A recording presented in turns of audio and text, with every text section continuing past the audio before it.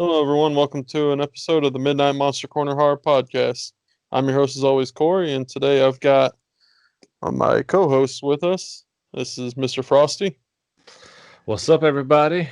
Name's Daniel. Friends call me Frosty. You can call me Frosty. That's fine. Oh yeah, aka the Daniel. The Daniel. Yeah, I'll take it. That's cool.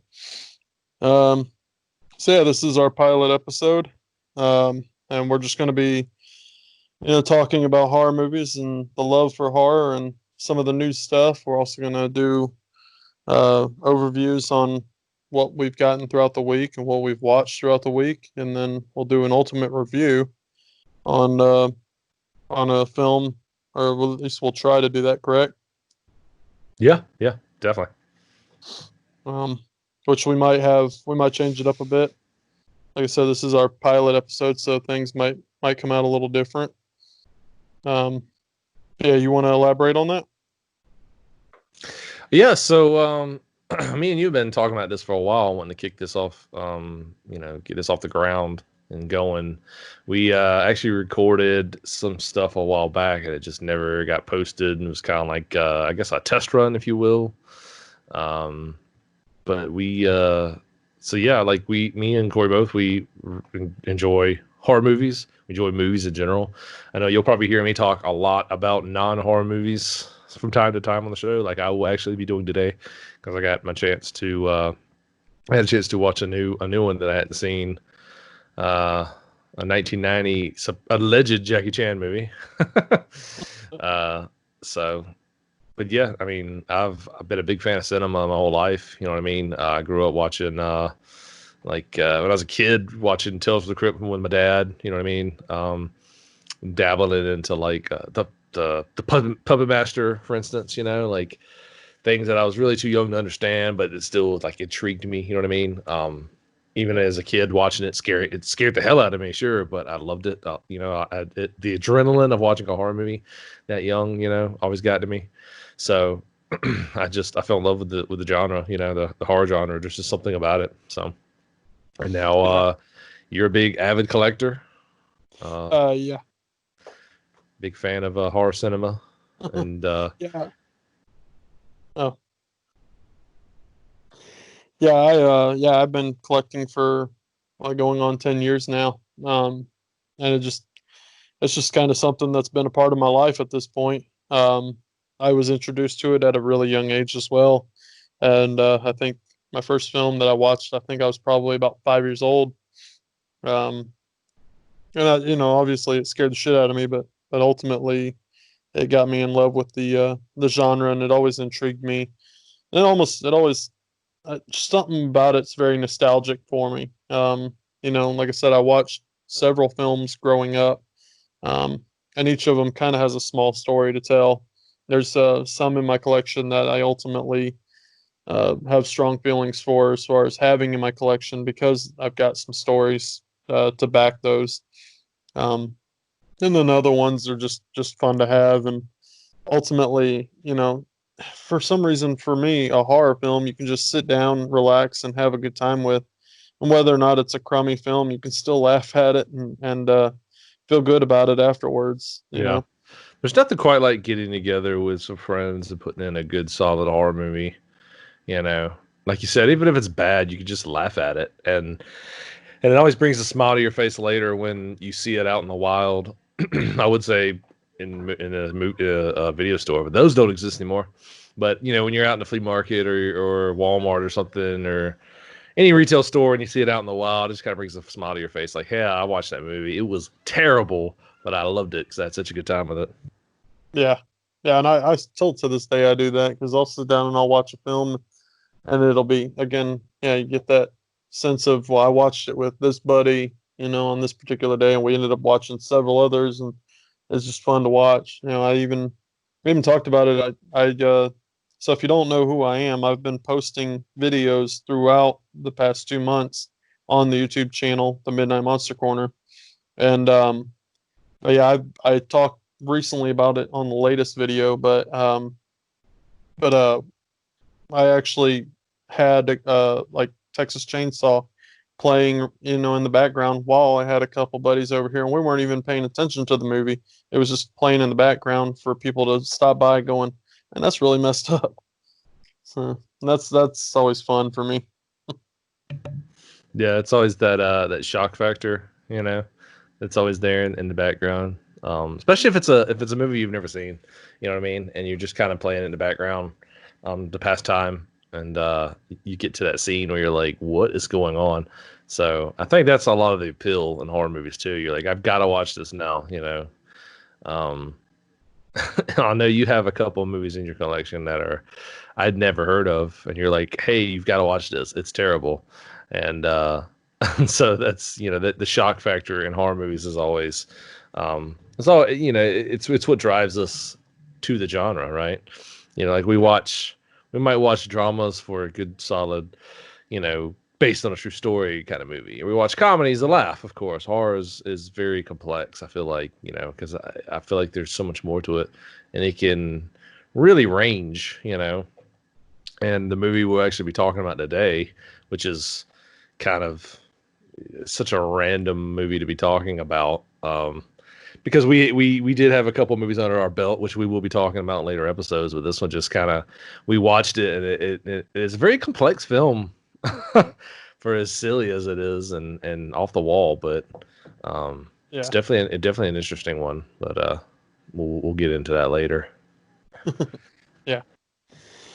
Um, yeah. I enjoyed watching it. It was pretty fun. But yeah. Um, yeah. With that, do you want to talk about movies we watched throughout the week?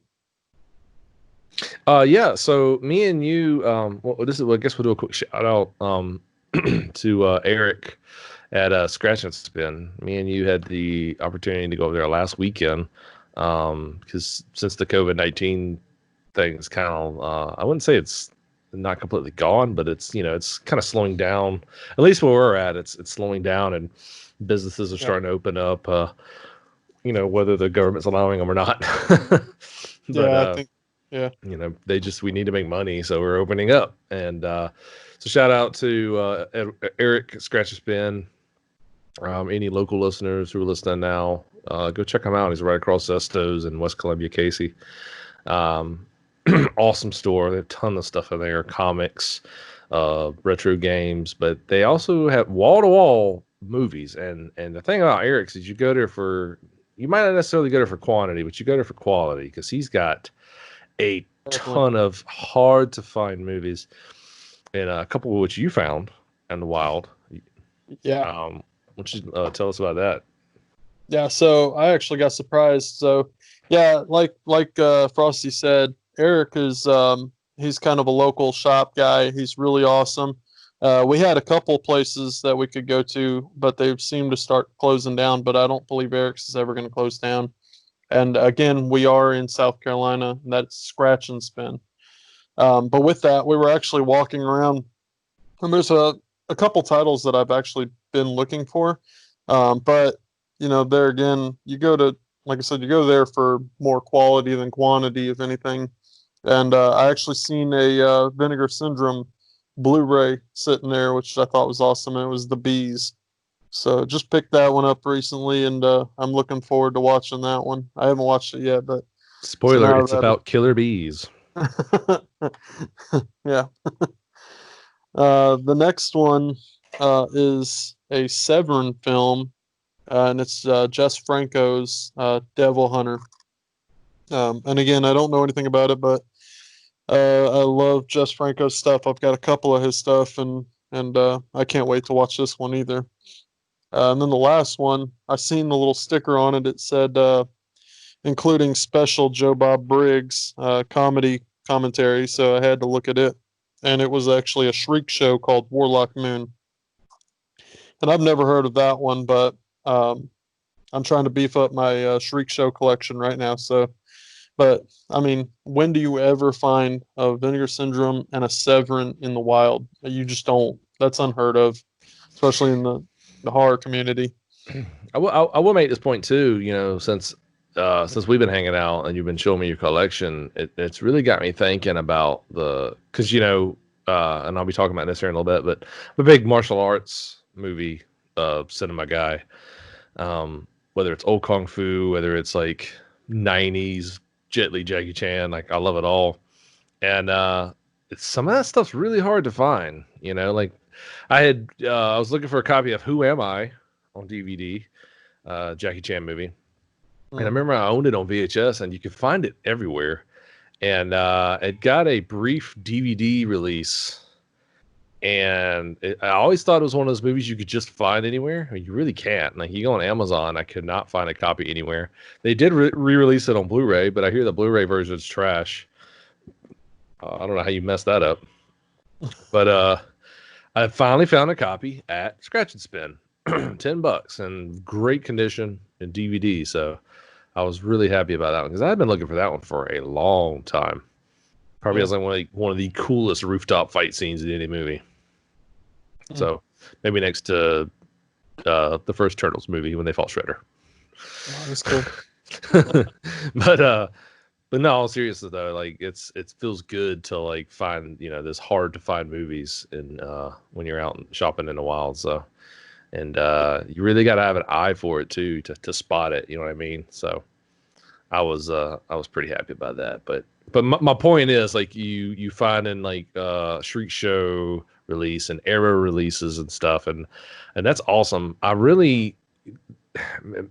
could be wrong, but I want them to pick up some of these old martial arts movies and start re-releasing them. You know what I mean? Because I don't feel like they're getting the treatment like they should, and maybe they are internationally, and we just haven't like got them over here yet. But I haven't seen them. You know what I mean? Like I would love to walk into a main retail store or even shop online and be able to find like a good solid, DVD re-release of like Jet Li's Fist of Legend or something. You know what I mean? With like new cover art, because that's one thing that the horror movies make me so jealous about when it comes to collections. Is the movies just when they when Arrow re-releases a movie or Scream Factory, like they look so cool. Yeah, And I want that. They honestly do it for the fans. I strongly believe, because I mean, Oh yeah, totally. Arrow comes out with like so many special features. It's unreal, and Scream Factory does as well, And before that, there was like, Shriek Show and stuff like that would do that, and even like Code Red started putting out some amazing titles on Blu-ray and stuff. It just depends, what you prefer, but Arrow seems to be taking the cake for me for right now. Yeah, And, Arrow's so good. Yeah, we recently watched the Reanimator, excuse me. Yeah, that was an Arrow re-release. And Bride H.P. as well. Lovecraft. Yep. Yeah. Yep. And The Bride. Was From Beyond? That was Scream Factory, wasn't it? From Beyond was, yes. Yeah. Scream Factory. Okay. Yep. But still good quality. Yes, absolutely. But yeah. The other pickup that since I was talking about pickups, I didn't pick it up. I think my mom actually bought it for me, but The Invisible Man. So cool. Y'all watched it yet? Which I haven't watched it yet. She actually did. My mom did, and she said it was good. Cool. She said it was kind of draggy, so slow burn. Yeah, that's what I heard. So, but I don't know. I haven't watched it myself yet. It looks decent. It looks creepy. I mean, having an invisible man in your house the whole time staring at you, it's kind of weird. Yeah. Right. But if you are listening to the show and you want to head over to the Facebook group, I will be posting the digital download copy to you guys, whoever wants it, whoever has first dibs to it. I don't redeem those codes, but I will be putting them out there for people to redeem. Very cool. So there's that. Yep. Also, if you haven't had a chance yet, check out the YouTube channel, the Midnight Monster Corner. Is it Midnight Monster Corner Podcast? Is what it's actually called, or yes, just Midnight Monster Corner? Yeah. Either way, go to YouTube. Corner Podcast. Okay. I got you. You will find Corey's face on there. That's all you need to know. And go ahead and click that like button. Yeah. It's a horror movie in its own right. Go ahead and click that follow button. Click the like button. Share with any friends of yours you think might be horror movie buffs, connoisseurs, what have you. We would greatly appreciate that. So yeah, as far as movie pickups for me, so on that same day, I went with you. I actually picked up a Western movie that I've been looking for on DVD for a long time. I've owned it on VHS. I've watched it 100 times. You said you've never watched it, so I bought a copy of Tombstone. Kurt Russell, Val Kilmer, fantastic movie. Is in my opinion, it's definitely, like, if I had a top 50 favorite movies list, it's probably top 15 at the most. In my opinion, it is also one of the. It's got to be like top 20 American movies that you have to watch. You know, it's just one of those movies. Great one-liners, great gunfights. It's kind of like their own retelling of the Wyatt Earp and the OK Corral shootout, and the Wyatt Earp hunts down the cowboys. It's just it's great. Great one-liners, like I said. Doc Holliday is definitely a fan favorite. You know, He was my favorite character. even your first time watching the movie, you were like enamored with his character. You're like, dude, he's badass. I'm like, I told you, like he's the man. You know, despite dying of lung cancer or whatever was going on with him, you know, living a wild life, drinking whiskey and smoking, you know, chain I mean, smoking. I'm not gonna lie. The guy looked like very, lethargic or whatever throughout the whole film. He was just very Yeah, pale and you could tell he was sick. constantly sweating. Yeah, you No, could tell he was definitely dying. yeah. Then you realize it was just Val Kilmer.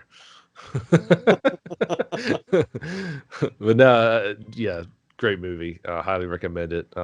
Might even do like a little side review on it later. If you haven't watched that movie, Yeah, uh, that would be fun. yeah, definitely. Second pickup for my martial arts collection, I picked up a movie called Jackie Chan's The Prisoner. Now, this is an interesting one, and you said you definitely wanted to save this for the podcast because you wanted to kind of elaborate on this this tactic, if you will.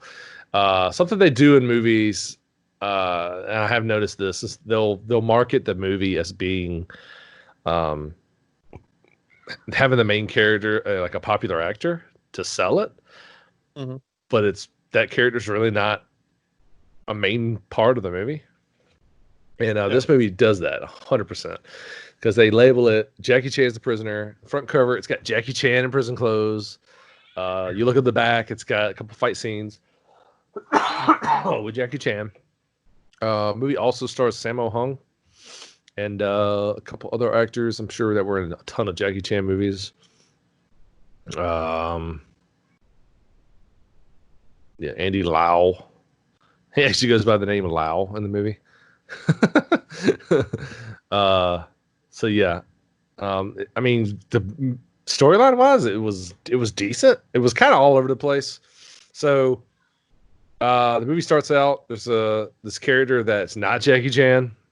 He's a cop. He just got back from undercover or something, and his like father-in-law or soon-to-be father-in-law gets killed. Some like undercover shadiness going on that he wants to investigate. So he goes to prison to investigate what's going on, because apparently the man who killed him is involved with someone in the prison, or he is in prison or something. So he decides to go to prison, and there he meets Sammo Hung's character, who's just this like goofy chef who wants to break out to see his son on his birthday. Like that's all he wants to do. And Jackie Chan's character comes in later because he owes these guys.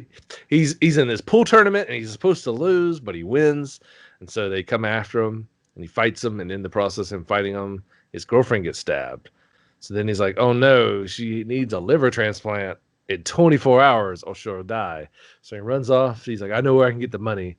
He runs off to play high stakes poker, and accidentally he like wins all this money and goes to leave, and they're like, well, you need to give us a chance to win it back. He's like, sorry, can't, bye. So they come after him and they fight him, and in the process of him fighting them, that dude gets stabbed. So that guy's like the brother of some crime lord or something. So anyways, Jackie Chan gets sent to prison. Still not a main character. He's not even, he's just kind of there. He has a couple of fight scenes in the prison, sure, but it's nothing like it could. Jackie Chan's screen time is just not there in this movie. Like it's weird. But yeah, I mean, it was a fun watch because some of the one-liners are really funny. Like there's a scene where they're looking at the police records of this criminal, and he's like, the guy says, "This dude's rap sheet's longer than my dick."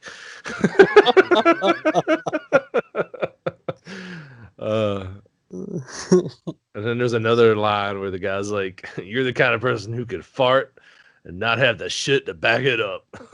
It's like, what the hell does that even mean?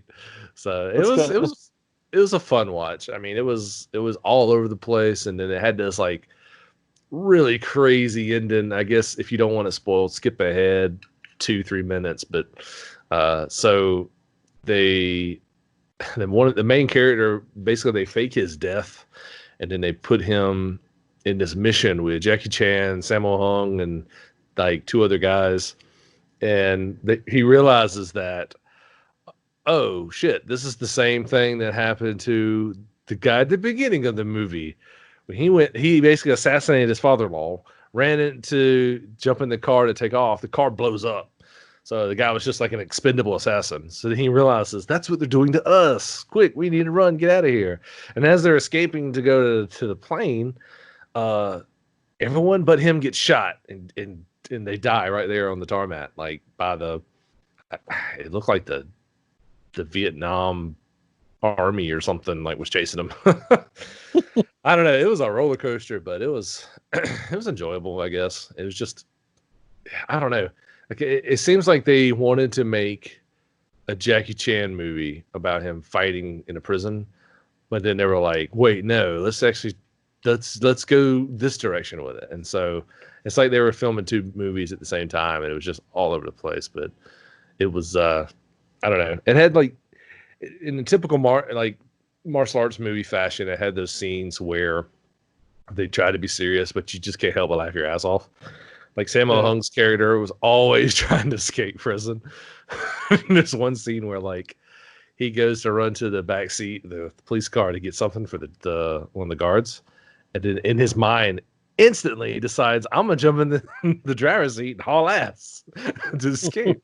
And in the process he hits this like hill, this embankment, and just flips the car, and the guy runs up and is like, get his fat ass out of there. What? I don't know. It was fun. It's fun. I'm definitely glad I picked it up. So kind of what you were just saying kind of reminded me of a film that I watched where they're all of a sudden just happened out of nowhere, but like this car just like ran into this tree just out of nowhere. Yeah, I love it. My favorite scene in the movie, by far, I laughed my head off, was so Sammo Hung he's trying to escape, and he knocks this guard out, and he takes his clothes, but the guard's like half his size, so he's trying to put his clothes on, like the buttons are popping because he's so fat.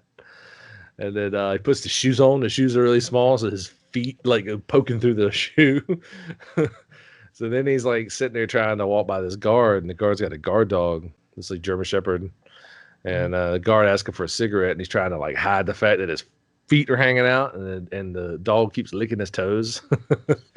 So then the guard realizes that, he's full of shit, and he hits the guard, and then the dog starts growling at him. So he roundhouse kicks the dog, and the dog goes flying. Oh, it was great, man. So yeah, 1990 film, The Prisoner, with Jackie Chan-ish. So All right. So the reason why I said save it for the podcast, because the interesting fact that a lot of people do stuff like that throughout cinema, because like instantly when you were talking about how Jackie Chan isn't part of the movie or or is part of the movie, but a But very is it? small role of the film. Yeah, yeah. But he's more of like a selling point.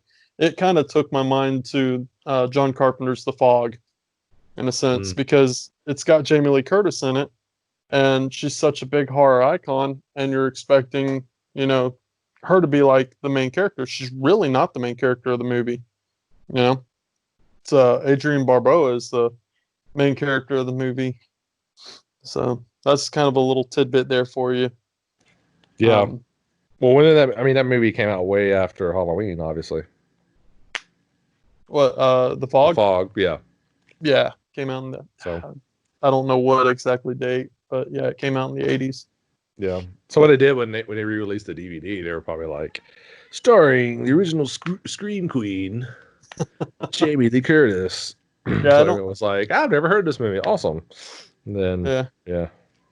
Well, I mean, and the amount of actors in it is actually pretty cool because it's got, not only does it have Jamie Lee Curtis in it and Adrienne Barbeau, who she actually is a pretty decent horror icon.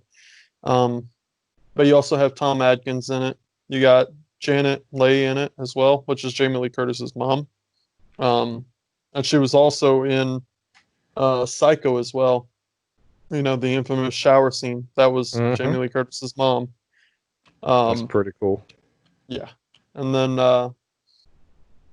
who else? I also noticed that the girl that plays, I think it's Annie in Halloween, um, but she's in the movie as well as kind of like a secretary or whatever to the mayor of the town, which is played by Janet Leigh.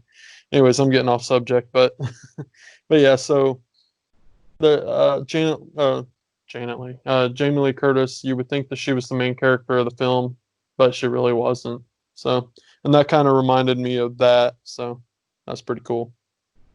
But yeah, I mean, throughout films, I have noticed that because I'm thinking of another one with Tony Todd, where Tony Todd's even on the cover and everything like that. And then honestly, he plays a very small role at the end of the film. And it's like, Oh oh, okay, wow. well, yeah, that's it.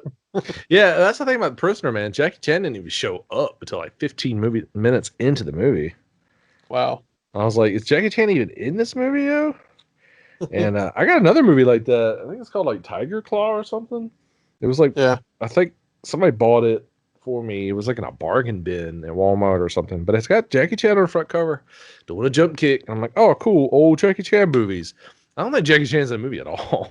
If he is, he's like the bartender or something.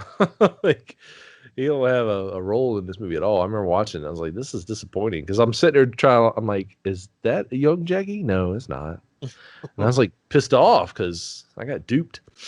But Still pretty cool that you yeah, got that for your collection.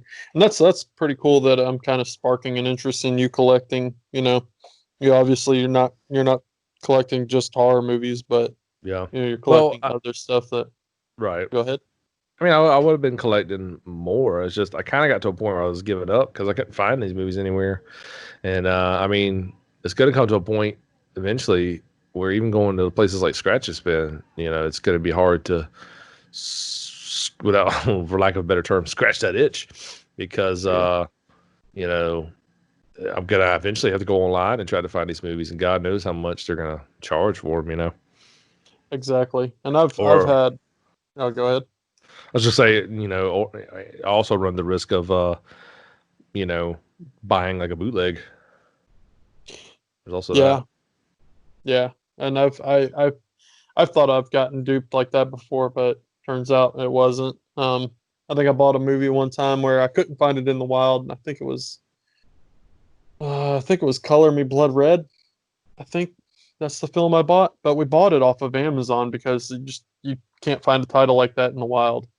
Um, and I really wanted to see it. And then when I got it, I got the Something Weird edition, and turns out, and I didn't know this at the time, but when I got it and I flipped it over, I could see blue. So it was like a burnt disc, and I was like, "Are you fucking kidding me?" Oh my Turns out gosh. though, but they apparently they put it to disc when it's ordered, that company, and I didn't know that. Yeah. Me and my So, wife bought a collection a while back online, and this was even during the Disney re-releases. But we bought the Studio Ghibli collection. I mhm. think it's pronounced Ghibli. A lot of people say Ghibli. Uh, I'm going with Ghibli because it sounds funnier. But if you're familiar, if anyone listens familiar with the Ghibli movies, you have like My Neighbor Totoro, Princess Mononoke, Kiki's Delivery Service, all those like classic Studio Ghibli animes. Well, we bought a collection online. It was like $60. It came with all the staples. Mm. It's like 4 or 5, maybe even 6 disc of just all the. It's like 3 to 4 movies a disc of all the staples, and they're good quality, but they look kind of bootleggish. Mhm. But I have no complaints because those you can't find those movies anywhere. I mean, they did re-release them, a lot of them on DVD, under Disney, but you're paying 15 to 20, between 15 and $25 a piece for them, and a lot of times you can't find all of them. Yeah. So because I was going out buying them all individually for a while there, and then we found that collection online. So I don't know if like somebody was copying those and selling them, or if like a company had actually been able to sell them. But I always thought it was kind of interesting. I didn't ask questions,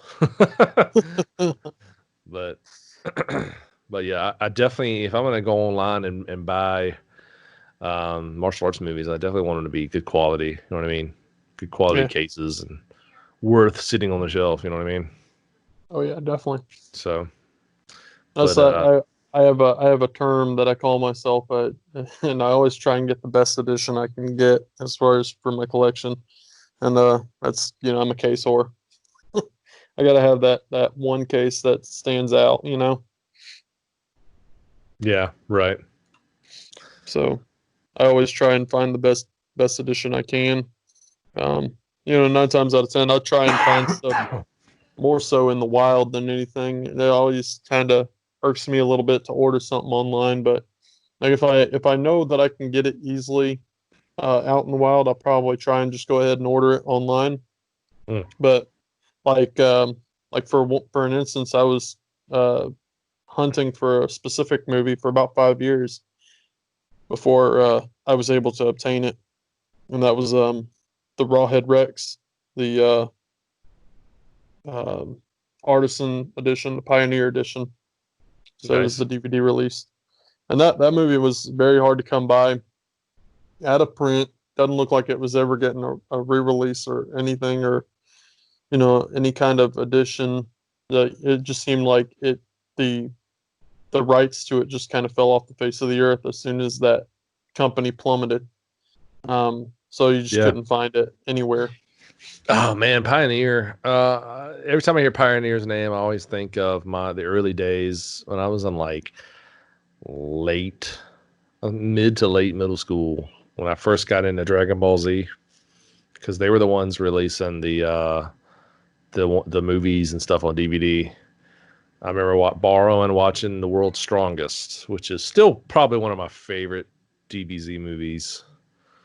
I borrowed it from a buddy of mine. So yeah, that was way before Funimation was a thing. Oh yeah. So good old Pioneer. Yeah. And actually, yeah, like so I said, it took me 5 years to find that film. I actually was able to obtain it from a guy in a horror group on Facebook because he had a buddy who passed away and left his entire collection to him, Oh wow, in which he said that he had already had the movie in his collection, that he would sell it to me. So that's awesome. yeah, Heck yeah. when I got it, it was just mint condition, perfect. Of course, I had to watch it immediately. But then, like a few years later, I think like 2 or 3 years after I had bought it off that guy, they finally released it on Blu-ray. And it was the Kino. Kino released it, which is really good. It's really good quality. So I was really pleased with that as well. But it still holds a special place in the collection. Cool. Yeah, we're definitely gonna have a monster marathon when we watch monster movies. We need to have we definitely need to have a marathon and talk about some of my favorite monster movies. So Rawhead Rex has got to go in there. Yeah, yeah, he's it's definitely an interesting film. It's kind of a pretty fun film to sit down and watch. But yeah, just some of the scenes are just they're fun. It's just fun. That's all I don't want to ruin too much for you. It's a fun film. Okay. So yeah, you're ready to dig into this our Well, feature film of the show. one more thing before we get into that, I did want to say because we were talking about uh, uh, kind of westerns and everything, and you were sitting there saying that you found, we went to Eric's and we found that one tombstone. And had I not been with you, I wouldn't have even known this, but I haven't dug too far into like spaghetti westerns. Um, I knew it was a thing. I just didn't know like how deep it was, and we picked up a title. What was it called? Massacre Time. Massacre Time. Yep. Massacre Time, and that just stood out as kind of like a horror themed. It just stood out to me, and I was like, I need to look at this, and I picked it up and I looked at it, and even the cover art looked really different and looked very almost like horror related. Yeah. And then saw who directed that movie, and that was Lucio Fulci, which is one of my favorite Italian directors, and it blew my mind. So it's got me wanting to dig more into westerns, to see who else was involved in these western films back in the day. So, I got you to thank for that one. Yeah, I thought it was pretty interesting too. So Yeah. But yeah. So, ready to dive into our feature film of the show? Yes. Before we get into it, just a quick disclaimer.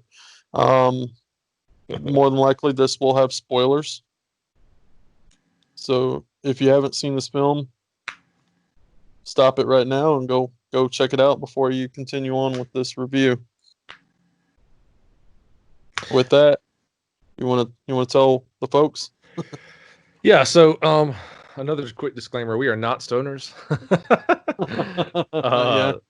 Out of all the movies we had watched leading up to recording the podcast, for some reason this was the movie we chose to do. I don't know if it's just so recent.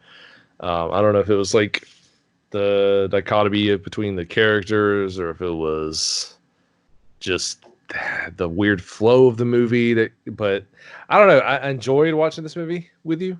Mm-hmm. There were some things that I wish could have been different.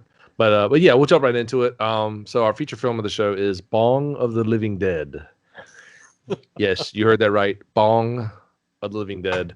Directed by Max Groa. It was apparently written by Max Groa, Tim Mayo. Starring Tiffany Keeley, Eric Boso, Daniel Allen Keeley, which played Hal, which was what I think arguably our favorite character of the movie. Yeah, he was quite fun. So Daniel Allen Keeley, Tiffany Keeley. I wonder if they're related. I wonder if she landed Emma spot in the movie. Because he doesn't have a picture on IMDb. Usually, when you got actors who don't have pictures on IMDb, it's like they're still kind of getting their name out there or whatever. Like they don't have their profile yet, Yeah. Well, this film was a little kind of unheard of, I think. Okay. Apparently, he wrote. Okay, so he played in the movie. Daniel Allen Keeley plays Hal in this movie. He wrote Last Halloween. I don't even know what it is. And he looks like he played in a movie, might have had a cameo in a movie called Axe Giant, The Wrath of Paul Bunyan. So there's a horror movie about Paul Bunyan. You're welcome. Oh, I'm gonna have to get that for the collection. It's just Sounds like a good time. So yeah, Bong of the Living Dead. The tagline of this movie, "The end is high." A group of I'll just reading off the IMDb here. The group of friends and zombie movie buffs have their lifelong dream come true. As their provisions run low, reality begins to set in, and they realize that the zombie apocalypse isn't all it's cracked up to be. So yeah, I'd say the first half of this movie really started out as like a kind of like a I mean, it was a straight up like stoner comedy. It was a stoner zombie comedy where there were scenes where they were literally sitting on their porch, which is probably one of my favorite scenes. They're sitting on their porch, getting high, talking about George Romero films and zombie movies in general.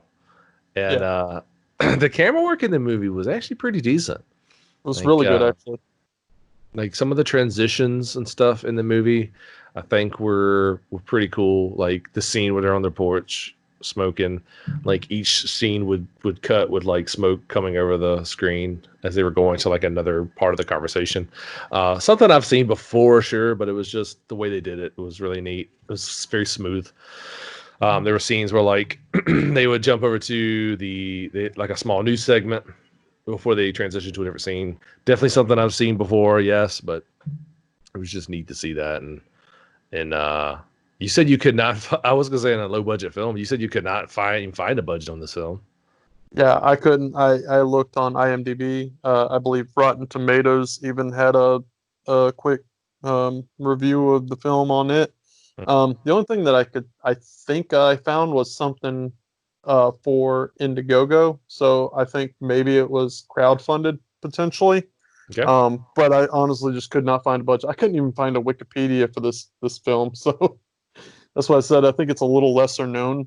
Yeah. Um, Well, Max Groa, I don't know. It doesn't really look like he's known for horror films. He was a director of a movie called Carpool. He was a director for Ringtone, the Gareth Blevins story, and in Broad Meadows, he was the director of that, 2013. Then out of nowhere, he creates a horror movie or comedy horror, Bong of the Living Dead. And he premieres this movie at a film festival, Nightmares Film Festival. He actually premiered it at a sold out crowd. This was back in October 10th, 2017. So yeah, he even won he won Best Director at the film festival as well. So it's a new, like an up and coming director with not a whole lot of like traction behind him. Just up and says, "Hey, I want to make a zombie movie about friends who get high." It's the most random thing I've ever seen, but you know, it was it was quite the ride. But yeah, I was reading some of the reviews. There's a couple of reviews on here, you know, where like somebody was complaining about character development. That was kind of my kind of one of my big complaints too, and see what you think about it. But I feel like the characters, I feel like this movie's like separated into two parts. It's almost like they switched directors halfway through, and they were like, "Hey, we're gonna make a funny comedy zombie flick." And then like halfway through, it was like, "Oh wait, we're in some serious shit. Like this is going to be a serious zombie movie," and the tone just completely changes. I wanted to get your take on that and what you thought. Yeah, I feel honestly about similar to that as well. The first half of the film, I felt very what's the word I'm looking for? I guess entertained. I felt very entertained with it. It just seemed like Yeah, I was laughing a lot. I was having a good time with it, and character development for me, it did seem like I was getting some character development throughout the first half of the film. Um, I got to go back to one of the scenes, the one of the earlier scenes of the film where the two people are having sex in the car and the girl's just pretty much just laying there taking. I think she's like looking at her nails, chewing bubble gum. she's bored. Yeah, She was bored as hell. And he's like giving it all he's got. yeah, That man. was fucking hilarious. But throughout the film, it just seemed like Talking about the big like 35-year-old with the Letterman jacket. yes, yeah, like posing as a high schooler. Uh, It's so I love how ridiculous. he had medals on his Letterman jacket. Like Like he was a Like he was decorated like, soldier. yeah. Yeah, it's ridiculous.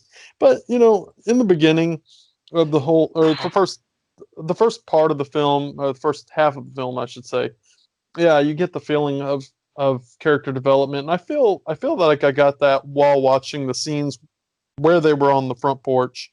You know, they were sitting there getting high, yes, but they were, you could see Hal's love for uh, zombie films and stuff like that. And he was like almost wishing that this would happen. And then you could see throughout the film, as the film progresses, you can see where people start to change and interact because of the situation that they're placed in. Ultimately, they really just want to lay around and get high, but then they end up, doing, trying to fight. Um, but then they, in the end, they're almost like, should we survive or should we just sit around and smoke dope? It almost seems like they were getting bored with their life, just sitting around smoking dope. So you can Yeah. almost see some character development there, but I can definitely see where you're talking about where the direction changed halfway through the movie because um, it almost seemed like in the first half they were pretty much like, this is the life, we can sit around and smoke dope and have a good time. And then next thing you know, the zombie apocalypse starts to happen, and Hal's like, he's very gung-ho about it, and he's like, I've been up all night creating all these weapons, let's go out and fight these zombies. And then they go out there and Hmm. like all the neighbors have killed the zombies, and Yeah. they pretty much just walk out there and they're like, oh, well, shit, let's go inside and smoke some more dope. Yep, that's exactly what happened. And that it was a turning point for the characters, I think. um but yeah, very, very very fun to watch though, with that. But other than that, I mean, like you said, I think that's my major complaint, was that it seemed like the second half of the film was just such a slow burn and almost very draggy like. Yeah. Yeah, most definitely. Uh, so there's a character in the movie named Christ, Christ Moser, and Yeah. I pointed out that they kept making that stupid joke where they'd be like if he'd walk in the room and he'd scare them, they'd be like, "Oh Jesus!" He's like, "I told you my name's Christ." Like, Yeah. his character was so weird because he was so like mellow, down to earth, like typical stoner, curly hair, Hmm. glasses, like he looked like Quentin Tarantino's like younger brother or something. and Yeah, I could actually see that. and so yeah, his character was weird because like I said, he started out very mellow and just calm, and then I don't know if he was having withdrawals or if he was just panicking from being in isolation so long. But he had a girl there that was like head over heels in love with him, and he treated her like shit. And Yeah, then she just randomly out of the blue, just quick spoiler, just I can't even remember what happened. She dies. She kills her. She didn't kill herself. she didn't kill herself. No, I think she had like an allergy to something, or yeah, Yeah. because Was they, it they milk? they were trying to look for her. Yeah, because they were trying to look for her EpiPen. Yeah. So she died via milk. Yeah, yeah, I guess So so. she ate something and died right there on the floor. Then like he felt really bad about it, so he goes out and like goes wild man, goes crazy, kills a bunch of zombies, leading all the zombies back to their house. Yeah, This is towards the end of the movie, and yeah, got fucking Kate, cow killed. yeah, basically, yeah. So Kate Mitchell gets her arm bit. He immediately cuts her arm off. Yeah, that But was that she, was pretty intense. but she lives. Yeah, she So does. one armed Kate running around. So yeah, the movie basically ends with Hal stays behind to fight the zombies because he got nicked on the ear, and he automatically knows I'm going to turn into a zombie now. Even though we didn't know anything about this virus, they're Yeah, just going based on what their knowledge cinema. of zombie cinema. Yeah.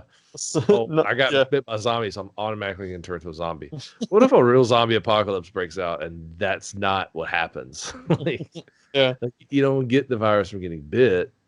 Like you get the virus from I don't know, getting coughed on or something.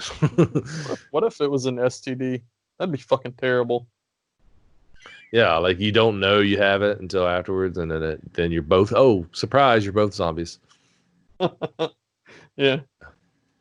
So But Awful. so they ride off to the sunset while Hal stays behind to get slaughtered.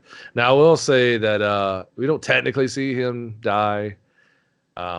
He's just kind of like close-up shots of him surrounded by zombies and he's swinging his weapon around. I think it was a bat. Yeah, it was almost like Lucille from Walking Dead. I think he had like Uh, nails and shit, or maybe it was yeah, barbara. I'm pretty sure it was nails. I got you. So, and then they're all having flashbacks of when they were kids, and I can't remember what song was playing, but I mean, it was a decent ending, but at the same time, I'm sitting there thinking that first half of this movie was so enjoyable, so funny, and then we took this like weird dark turn, and it got super serious, and so I Yeah, felt kind of conflicted. You know what I mean? yeah. And I I will mean, say. Oh, go ahead. I was gonna say, I mean, the synopsis of this movie is like if you read the back of the box, like it tells you exactly what this movie is. Like there's no sugarcoat it. This is exactly what happens in the movie. They think it's great. We have a zombie apocalypse. Oh shit, we're in the shit. Things are going to hell. Yeah, I And think even then Christ makes it a point that they're running out of pot. He, they're like trying to come up with a game plan of what to do next, and he's like, "But we're out of pot," and he just keeps repeating himself. yeah, yeah, So stupid, but it worked. It was pretty fun. yeah. I mean, overall, I don't know if I enjoyed watching the movie with you as much as you know, or rather, I don't know if I enjoyed the movie more than watching the movie with you, I should say. Like, I think I enjoyed the process of breaking this movie down, but as far as like the movie itself, I mean, it's got a 6.1 out of Mhm. 10 on IMDb, IMDb. which is funny. The Prisoner got 5.9 out of 10. uh, so we were like, hey, maybe it's not so bad. And I mean, like, it's got some cool elements, but it's definitely got, I like the character Hal. Like, I want to see more Hal. Like I Yeah, feel like if they did a long running television series, I feel like Hal would definitely be a fan favorite. You know what I mean? yeah, And maybe that's what they were going for. But unfortunately, I mean, this is what 80 minutes long, something like that. yeah. The runtime was 80 minutes exact, So I which I mean mean, wasn't bad. yeah, You know, like it, this it movie was, definitely it definitely felt longer. I will say, yeah, especially through the second half. right. Like I feel like if this movie was like 3 hours, I'd be like, stay the hell away from it. So Yeah, definitely any longer than 80 minutes. Yeah. yeah, The one thing I will say that I did catch was some homages to some films. yeah, yeah, So um, you brought up the fact that they have a reporter in the film or whatever, and just periodically it would show him and he would say something.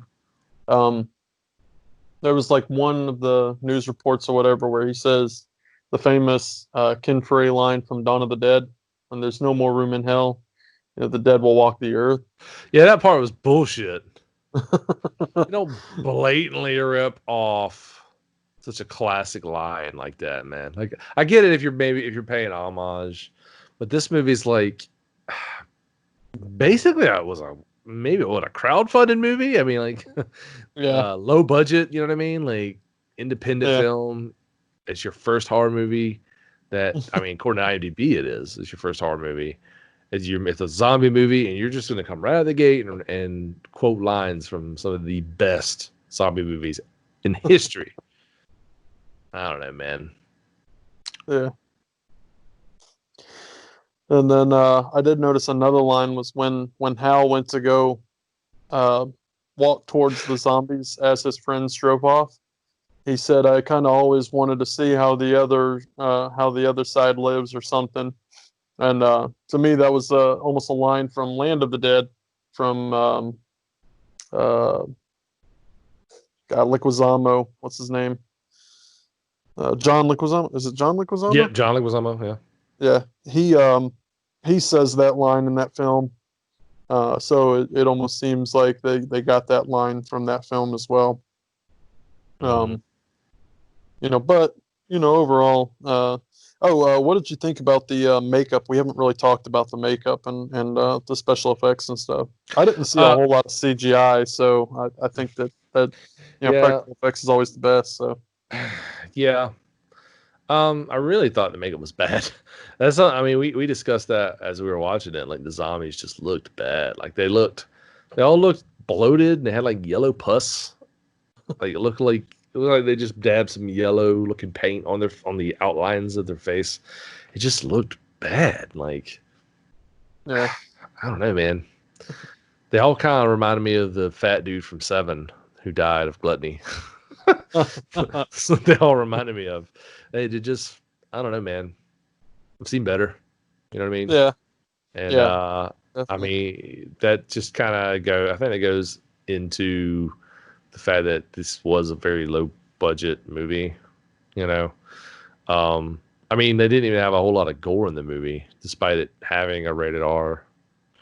Despite it being rated R, like there wasn't a whole lot of gore in the movie. There's one scene where they cut Actually, up. it didn't have a rating. It was not rating. Really? Yeah, at least the Blu-ray that I got here says that there's no rating on it. Oh, well, I stand corrected. But yeah, even still, I mean, being a zombie film, not having whole lot of gore. Even when the zombies were on the ground, like eating or feeding, rather, they weren't, weren't pulling guts and stuff like that. It just wasn't a whole lot of that. It wasn't But George Romero. yeah, I think it might have been a couple scenes where it was like close ups of the zombies eating look like like raw chicken. Yeah. But other than that, like it wasn't. It was very brief. It wasn't very. I don't know. But yeah, bad makeup in my opinion. Just wasn't good. Okay. But at Yeah, I least it can. was. At least it was practical. Yeah, I can agree with that.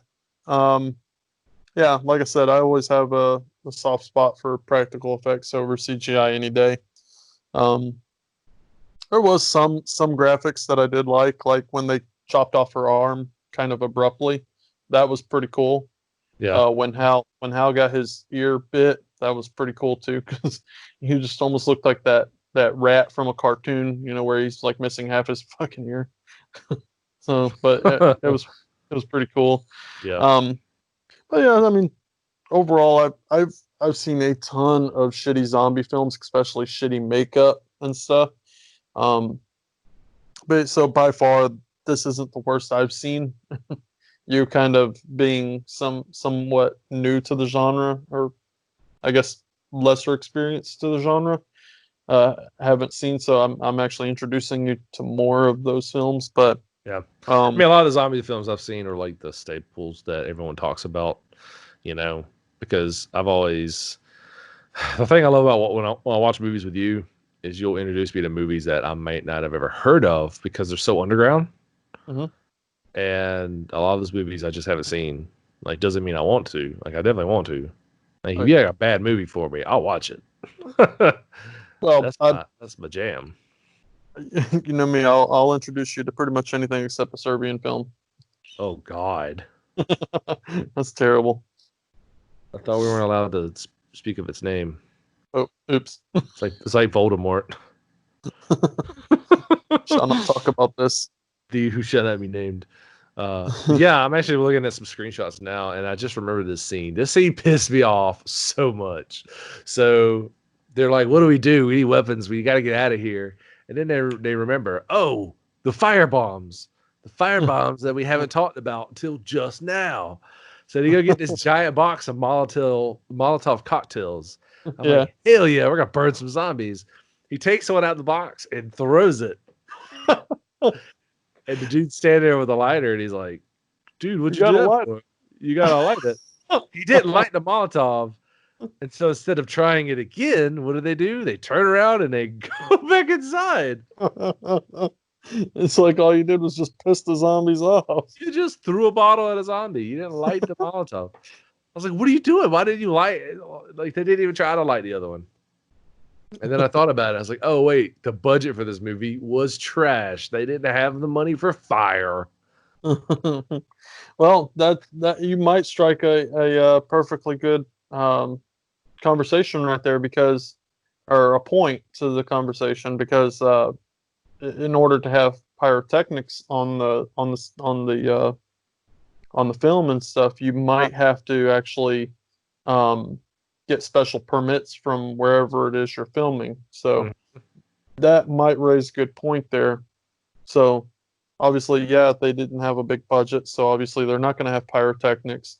But even if they did, they would have to do it the legal route, in which they might have not have wanted to even deal with that. So they're just like, we'll throw this funny little tidbit in, and hopefully it'll be funny. We'll just fill these bottles with water and piss off some zombies by chucking it at them, and then Yeah. just not light it at all. So, Oh my goodness. yeah, overall, by far, it's not the worst thing that I've ever seen. And honestly, I had heard about this film a few years back, and when I got it in, I was actually quite surprised because I actually got it in through the horror pack, and just a quick shout out, if you don't know what that is, that's where um, you pay like a subscription and you get 4 films a month at random. So, and this was one of them. And like I said, I knew about this film, just never seen it, but always wanted it for the collection. So it was cool that it came in. Like, yeah. I mean, it was definitely a fun watch. I'd say if you're hanging out with a couple buddies and you're in the mood to watch a stupid B-rated indie horror movie, it'd be fun. I wouldn't pay. I wouldn't pay more than $5 for it. Yeah, maybe try to rent it. I could see that. So yeah, Bong of the Living Dead. Bong of the Living Dead. So yeah, that's the review. If you have enjoyed this, be sure to like it, subscribe, check out Corey's other reviews. I'm going to be doing my best to put out some reviews myself. Might not necessarily be about horror movies. It might be about horror movies. You never know. But we're going to be doing a lot more reviews and stuff on cinema and talking about movies that weren't that are older movies. I know I will because they don't make movies like they used to. They really don't. No. But but um but yeah, this has been us. Corey, you got anything else to add? Yeah. Also, if you like what you hear on this channel, and like I said, hit that notification, like, share, subscribe, and leave a comment down below if you've seen this film, and let's talk about it. Also, you can head over to the Facebook group where we can have further conversations about the film. And like I said, I throw out random digital copies of films, stuff like that, and I share just pretty much throughout the week on there as well. All my other videos are shared through there as well, so you can check the group out if you want. And also, Frosty is part of a different podcast. And Frosty, you want to elaborate on that? Yeah, so I'm part of a podcast called the Loot Bros Podcast. You can find us on SoundCloud, iTunes, Stitcher, Google Play, and now Spotify, as well as some other outlets like Podbean. Pretty much whatever you want to listen to podcast on, we're there. Well, we talk about video games, and we crack open some cold ones, and we make stupid jokes, and it's always a good time. So come on over and check us out. You can find us on Facebook as well. We have a closed group. Just go to the search bar, type in the Loot Bros Podcast. It is a closed group. Ask nicely, we'll let you in, and you can come be a part of the conversation. So we have a good time in there, posting memes and making jokes and talking trash about each other's consoles. It's a good time. If you want to follow me on some other outlets, you can follow me on Twitter at PG Frosty. You can follow me on Instagram at the PG Frosty. And then you can follow me on Twitch, twitch.tv/PG Frosty. I go on there and stream on occasion. So be sure to give me a follow there. Check me out. For you horror game lovers out there, I am currently playing through Days Gone, which is an open world post-apocalyptic zombie-esque game. And I absolutely love it. And it's really good. And I feel like it's very underrated, despite it being a Sony in-house Sony developed game. So If you want to come check that out, or go to my videos and check out some of my previous gameplay, it's a good one. So, but yeah, you can follow me at one of those mini outlets, and I'd appreciate that. Definitely. And actually, you got me wanting to buy a PS4 just so I can play that damn game. It's good, man. Yeah, I've been waiting for a post-apocalyptic game where it's almost like survival in the zombie apocalypse, you know. So that's kind of cool. Plus, the main character of the game looks like Gerald Dixon. Just throwing that out there. He does. He does. Yeah, this game is like it's like GTA meets The Last of Us, which is another PS4 game you need to play if you like post-apocalyptic stuff. It's like one of the definitely a must play if you own a Sony console. It's The Last of Us. So good. Oh And yeah, the second one's coming out soon, so definitely have to check it out once I get a PS4. bingo. Yep. Well, I might as well wait for the PS5. Yeah, I think the wife's wanting that console, so hey, happy wife, happy life. but yeah, that's gonna be it, guys.